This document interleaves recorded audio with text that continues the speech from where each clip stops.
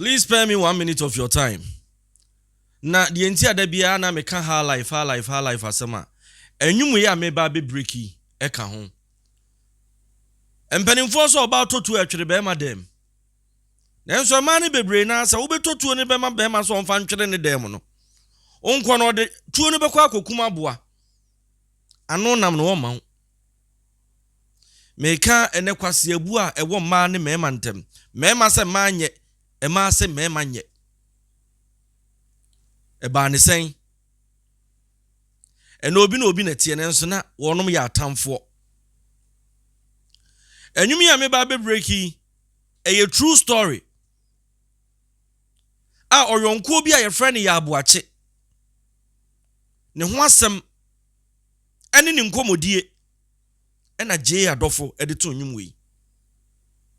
Na se de wutie no e ma ne nya wadwene se ye manko a na emum vice versa. Se de ma bi bu ma makwase a ne sa ne ma bi nso bu ma kwase a. Areho. Nenso obe ne den. Da bia me ka se yenuanom ma wo otumfo nyankopon bo wonom ka ye ho. Onom aye huhuro ni awo ebi won nche huhuro de oni nchen so a awon ko a. Sa na mema nso te e wo ma abrabom. Oba bia hia bema e wo na abrabom. Oba uduru mpani mfie bi so na se bema nka ho a. E ya na sebe mpraduasa. Ebi nu nkura hunu se bia wo ye kohwini. Sanso na bema nso etie edurum na bi na so oba nka ho a ya na nkofo bebre na adwen se wo ye kohwini. E ba ne sen enenne wodo adane otan adwumi ya me ba be breaki Djka adofo watu din ya Boakye na mepese ubetie nwumi na utie wi a wafamu aba sanse kwase ebu adoso dodo kwa brother of yankwai eye live band ye twaso tie nwum no emre eya ye de agofo mara kan doso tie nwum ni ye tie mi don fo pa ya Boakye mi don fo pa ya Boakye yawe ya mensu bebre mi yon fo pa ya Boakye jayo ni wa ye maninsre we ni wanya ne ho maninsre wo ne so hia no bi hu bi da owu odi ye nyina be hia no mi yon fo pa ya Boakye jayo eye nkomodi awonko bi dikire Djka adofo ene ode to nwum se ode ye afutu sama ma me no mienu ye tie bi tie enwumi aseme besi wom a true story of a be a friend ya Boakye adia ono ankasa ne yire ede ye no ye wanya ne homa ne nsri wo eso hia no bi hu bi da owu odi ye nyina be hia no mi yon pa ya Boakye jayo tie oyon pa ya Boakye ofri kwa ubom me aye kwa che wasem na mi ken yo woni mi sia no nkomo bia ni mi di ye no na mi di aya nwomu a metu a kire wi yo woni mi sia no ma mi nyanti ase se epiti ase na nka yo sikani Nigeria kwantio na uko obiye usaba wachi na kromfo abewia eno wadwindwi nti amoyo hie niwa tienie wadofo ti asemi eye wa ahomte ya jeje ntoboa enya sika ni ade bra wo no edam odo asem nti onsaka sika na na ade ma wo yire se omfa nidwa na momfa hwe mo asetena mu enso enewi asimu se mani aye obenya sika bebre ba ne nsam no afedi e waso wona nware Boakye biem onkonkwo ware Boakye onko ne ne ko na wonne ne ba enene wakwa wa no eno bana ye eda ne kemu Boakye eda ne ye ni nam grama bonten so na yonko fo hunu ani eda ne fom sere no eno wadwindwi nti osua na osu eno wadwindwi nti ensa na ono so me yonko pa ya Boakye yawe ya mensu bebre me yonko pa ya Boakye yawe ya mensu ni ewa ye ma ne nsere we ni ewanya ne ho ma ne nsere wo ne so hia no bi hu bi da owo die ye nyina be hia no me yonko pa ya Boakye jayo me yonko pa ya Boakye yawe ya mensu bebre me yonko pa ya Boakye jayo yewa ye ma ne nsere we ni ewanya ne ho ma ne nsere wo ne so hia no bi hu bi da owo die ye nyina be hia no me yonko pa ya Boakye jayo odeshi je adofo no ni full name ye Jackson Alfred Adofo JA Adofo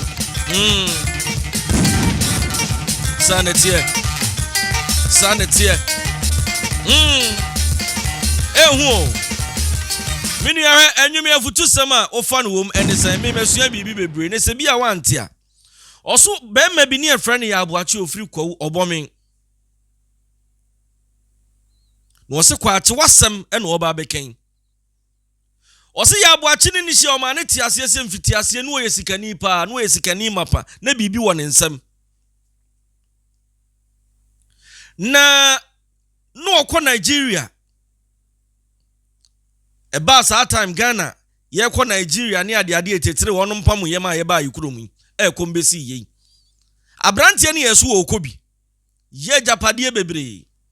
niema bebre abrantie ne ko obi ba ye ne japade ni bibia na akromfo aba befa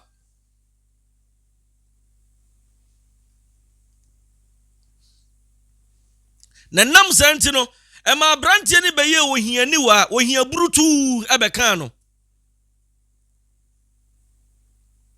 ohia ekum koto de to anwea so ma ne dadaja ebeka ya Boakye awre husem ne se esansi esi nipa wote ho aye papenti ebra na ya wo sika no no otene ne nsa de ntia me se wo sika wo nko amanie no sanse beduru mrebi ebi ana wonso wohia obi mu a na wonya ya wonko awudi yei ebe den na kina bi wonso ho kodi nsem a obi nso aboa wo enu nti bra ya wadofo a wonya sika woboa wo no we meji teku we meji sempoa ne ade ohwe nkofo ma school ohwe mobrofo ema ekunafo sika no wo moti asem no eye wo mahomte se owura we na asem atoni ni busawo sesie ya otiwe sa asem to a edi adwene ni Nipa bedwena fa ye obi wa asomasi asem atoni de e ka me nkokora na nkuawu na enso ya Boakye adofo anyesa na dofo ne ti asem na ye o mahomte enu ntia ma wonum si dawuro so gigi sika wowura no ye papa wo krom ha no ahia no akromfo aba bewia ne yesre momye mpagya no sanse bere wo sika no ono so dom yen enu nto mo gigi ntoboa taku sempoa kapre dama ye keka bomu ene ye de ko ya Boakye fie so wowura wo papa ye nti je her story ya papa de narrative enwumi wode to nwumi wa hunu mese se wo ya branti ana se wo ya baba wa ne se wutie nwum wei na so amfa bia ntu hofo a ene na minim ba bia wo fire okay me feel you ya Boakye dofo ti asem na ye wo ma homete wo mo gigi sika e de command so owura som na je ebra ya wonsa ka sika ne pe no oda wo ma so no si ye mu amama Djka na so mama atamfo ansere me e wo mu se ne ma hwede ne doso na enso de amode abra mi mani sododo ka mi konya ne hene enu ntinam so wuti wiase aye papa ne papa ya wo ye ne so akatua ene wo twa no ya wonsa ka sika ne pe bema wodo ne yere da bia me ka se wo pese uhunu nipa suban a wo hunu mani nya sika nhwe da bia me ka se mu se de woda fom a wo sun no ono na misuro no tie se obua nipa ke be ya ne nko amana tworo receipt kuma bi na nka ade ato da akye asem nenso da bia me ka se mu se papara ye yo no ye nya ma ye ho ye ye makakra ke yo hata hu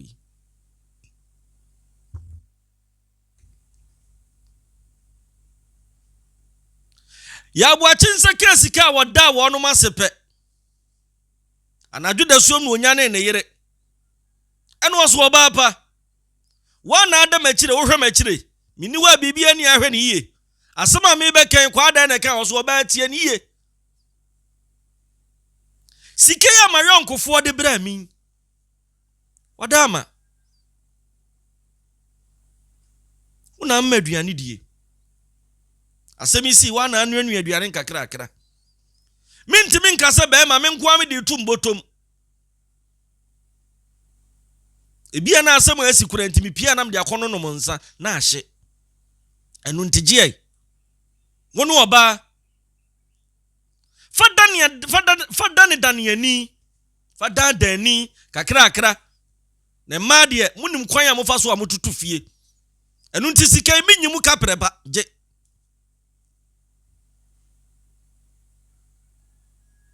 na dada ni ne se bi ba ho a wodi bi bo akonhoma no me nso wa ma mi bi na me de ahwede wo se me yo ti gisikai na fadi dwa ni emfa hwe asetenem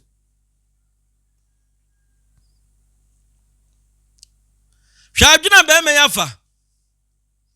ko amfa adwenbone adwene ne yere ho adwene busua ne ho adwene wonu mienu ho nenso esanse nipa ye se huriye mogya mpie tirimu dente no da bia meka se tirente se ba ofra ni apa mu ahwe senkana ya abu achi ni mu a ke bia odi sika ne kura akoma awoni ana wode ma nadamfo bi wa anwene ne sa sanse nipa wone ne da so de adie asam to wanye de abadwene ho bo nse sa nipa no wodwene ho nenso eto da sa enye sa na tie hwoba ni nya sika bebre wode ye adwuma ma sika bebre ba ne nsam no abra wosam ne se sika wonfanya adwuma ne emfa bi ni di mfa bi na adan ani no afedie ne suban ne sesa fidie kirabo ani sonko egya ne nso ani sonko na enso nkefa akon e kirabo no ehwa na egya no oba na anwene ne sa ti de ekoba ne se ni suban sesa kasa no ho anu otrontram ya abu ache enwumere na wani ni nhia ti be ma hyase adwendwene da kodo pede ya beje so jeso ohwa anu ofre no ya we osemeye asem wo ho ose kasa na mitie sese ni akosi ni so obra na me no obo na wade na me ne wotie no tinto ntan mi ntimi wade obiem ya abu achi busa so oba pa adai ma ye dan sema ye oboni aka na me nkopa achew me mfanto mpanimfo anim ana me mu nkotoje na me mpa achew ye beka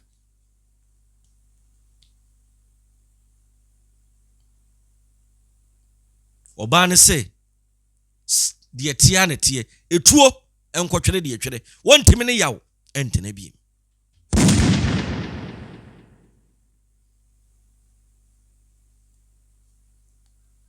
na oni mo ba na amana nso ho a wo pake ne niema ekoi say yes 7 producer ni frani kase obebo obo a na ne nansi bi so dada buache de ete wato na adwenem wote aso ni dim wana oho no obi frani yi na so tire ya wo yire wade eno wo se aso agya wade eno ntim wasuma bere wa ba bi obekwa akohwe de emfa no ho ti sesei de obeye na emfa me ho se de me masam mfa ne ho biem eno wo se da bi unim ne wo wa no wo se da bi oso wadamfo no na ne kwa a wone ne ba no wono no oba na wa no ewiase on me se sasam nto wa eya na akasa anko nyame boawo na se wo maye a usu ni matete ento wo ada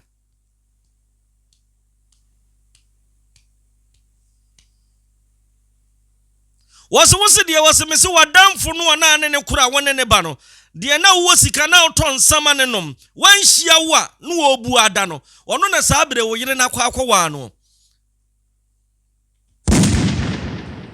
afi ya Boakye okase wo suma bere wa ba bi okohwe de mfa ne ho no asem ne beti ni nsunum se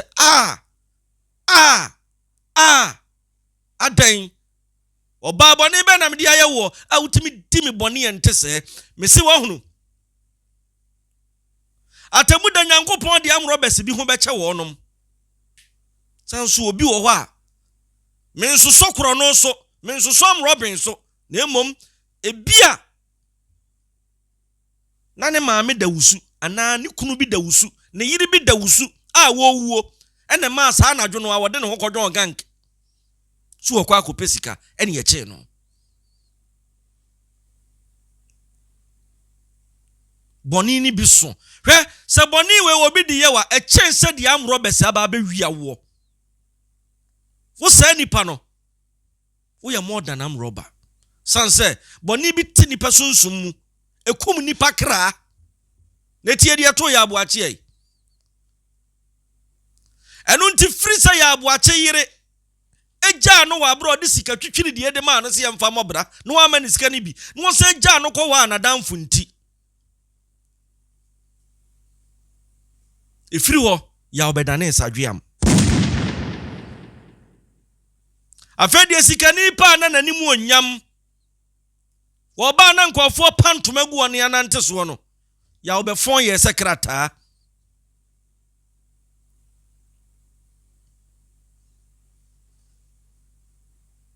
osoro hwene kuda wutimi pagya no sanse di mu aye ha na awra wosam ne se ne wo ba na ye yie dane ka mu wone na damfo no obi mfifire Boakye nso adane hiani ne nam nkna bonten so wonu ma yeni mu asam na se hunu ane ye dane fom sere ne twe ti da bia me se wonti obi asam ase a se wonnim de obi famu a eyen sere no wate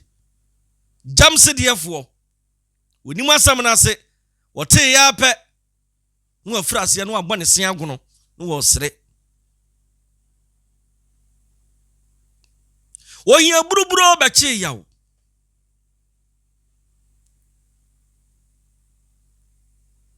ema sabre yawa ye mobo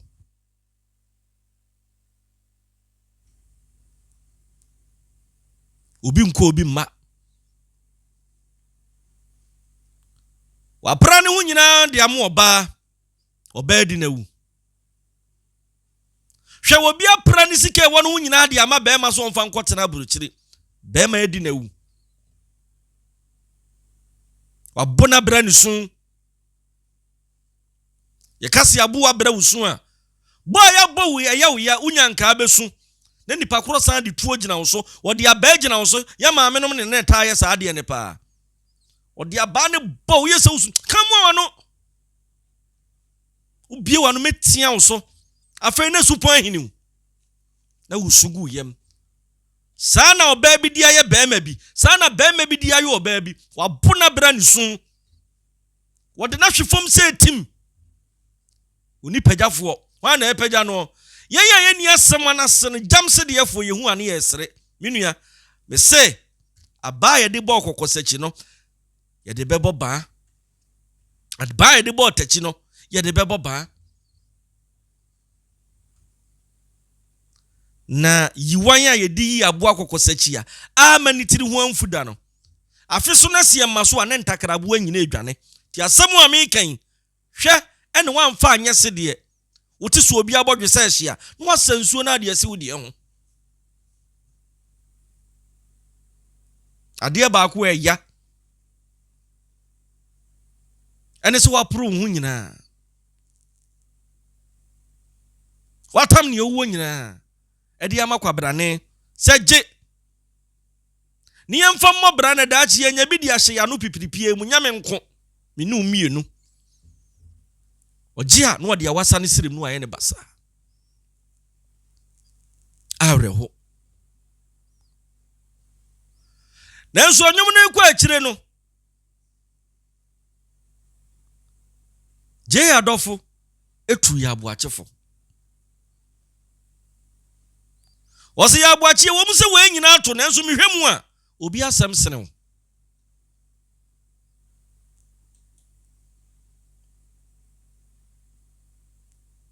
fatu nti na ama prison ni nani antete ensem bi eya ensem bi ha nanso etoda ye jani nyina ne de amakakrake yo hatawi wonim de ntia ya ne ye jansam de makakrake yo hatawi ewiase obi nnua bode enkutwa kwadu eno ne ade ye mede wo wiase de wode ye menne no de wo boss ne yanko na wode ye mi ekina obi de de chanso be miensa wode be yo na no sa na pasa na se wubie wa no kase ne kakrake yo hatawi no wasa de akatua kudu pa akatua bedem no wasa de abrɛw minua so obi bua wo a ne se wunim wa bia de masa nipa koro no a eye mfa boni ntua ne ka enyima ya ense midin meda se otumfo nyankopɔn hyirawo sɛ wo gye brɛ na wo hwɛ me mumien ko ye chie ni e ha life nwom no yinkutietie na nwom wi si wutia na se obi adu bɔne e chen so a wutie ya aboakye die ya obeto de fa nyinam meda se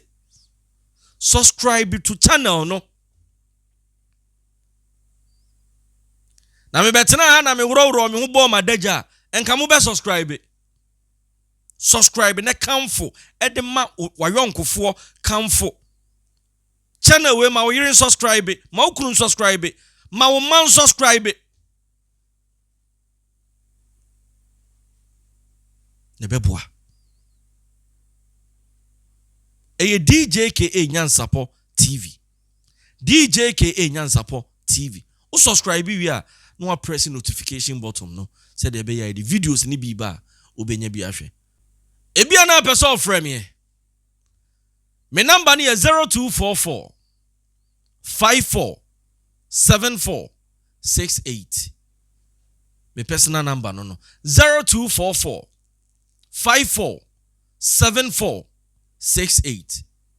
0244 547468